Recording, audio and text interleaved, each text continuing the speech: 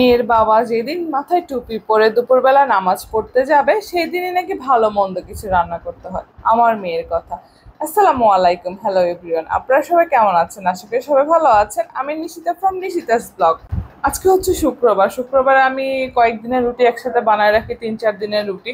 তো আজকে রুটি বানিয়ে এটা ফ্রোজেন করার জন্য রেখে দিলাম বক্সে। আর মেয়ে বললো যে এটা আজকে শুক্রবার, আর শুক্রবারে সে রোস্ট পোলাও খাবে।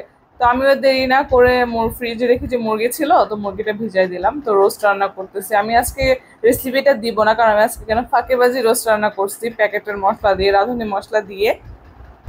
শুক্রবারে যেন আমাদের মেয়েদের কাছে আরো দ্বিগুণ দ্বিগুণ হয়ে যায়। কখনো রান্নাঘর থেকে ছুটি নেওয়ার মতো আমাদের মেয়েদের কখনো সাহস হয় না, আর মনে হয়তো ইচ্ছাও জাগে না কখনো রান্নাঘর থেকে ছুটি নিই। কারণ আমাদের প্রতিটা মেয়ের খুব পছন্দের জায়গা হচ্ছে এই প্রিয় রান্নাঘরটি। সব মেয়েরা খুব ভালোবাসা নিয়ে রান্নাঘরে রান্না করতে আসে। আর সবাই যদি এই রান্নার প্রশংসা করতে পারে ভালোভাবে, তাহলে সেই মেয়েটির মন অনেক অনেক বেশি খুশি হয়ে যায়।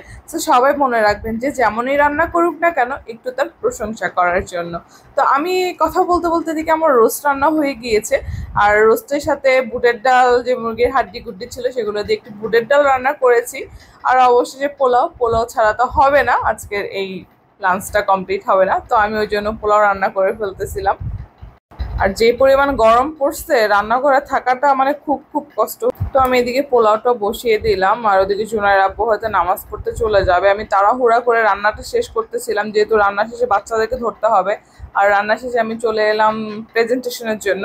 আমার মনে হয় যে ছোট বাচ্চাদেরকে খাওয়ানোর জন্য, যেসব বাচ্চারা খেতে চায় না, একটু সুন্দর করে প্লেটটা যদি তাদের সামনে প্রেজেন্টেশন করা যায়, একটু সাজিয়ে দেওয়া যায়, তারা দেখতেও মানে ইন্টারেস্ট ফিল করবে, আর বাচ্চারা খাবেও, আর বিরক্তও করবে না। আমার কেন জানি এটা আমার মনে হয়, আমি আমি প্রায় সময় আমার জোনারের টাইমে আমি এরকম করি। আমি আপনাদেরকেও সাজেস্ট করবো আপনারা এমন করে দেখবেন, ওদেরকে নিয়ে নিয়ে সাথে নিয়ে কাজ করবেন, দেখবেন যে ওরা অনেক ইন্টারেস্ট ফিল করবে। দেখতে পাচ্ছেন আমার জুনারে কিন্তু ওদিক দিয়ে কাজ করতেছে।